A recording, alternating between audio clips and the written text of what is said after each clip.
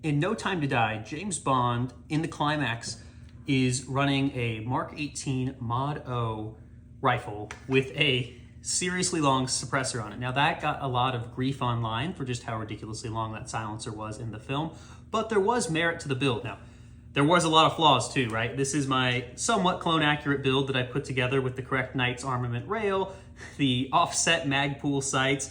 I did put a real EOTech on this rather than the Chinese airsoft knockoff they have in the film.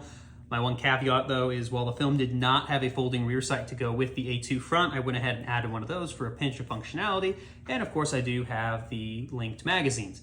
So the MK18 Mod O came out of the Navy SEALs' use and need for a compact rifle that could be suppressed.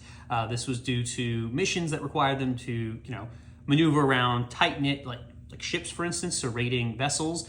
Having that 16-inch barrel and then a silencer on top of that was kind of a non-starter for that maneuverability. So taking an upper receiver and taking it down to a 10.3-inch barrel and then adding a longer silencer got it about back to that 16-inch length and made it a lot more functional.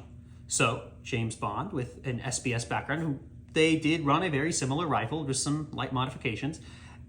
It makes a lot of sense for him to be running that with his commando sweater and the whole 9 yards while raiding Safin's lair. After all, that is literally a giant concrete box.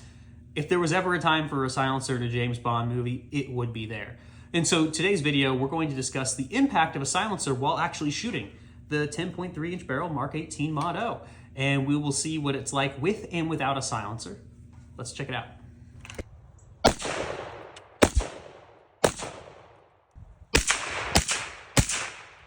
So as you can tell from that demonstration, it's a pretty dramatic difference between the suppressed and non-suppressed version of this rifle.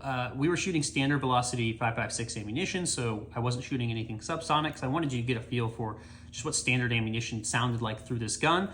So if you're a fan of actually keeping your hearing and making your firearm a little more functional, specifically if you kind of like a smaller rifle platform like this, it's a great bedside companion. It's one of my favorites personally. Or if you're just a giant James Bond nerd and perhaps you need a silencer for your Walther PPK, now available as an SD variant in 32 ACP, or for Bond fans, 7.65 millimeter from Walther Arms directly, you can go ahead and get yourself a silencer through my partner at Silencer Shop. Super easy to do, like I've mentioned before. Use their kiosk, use their app.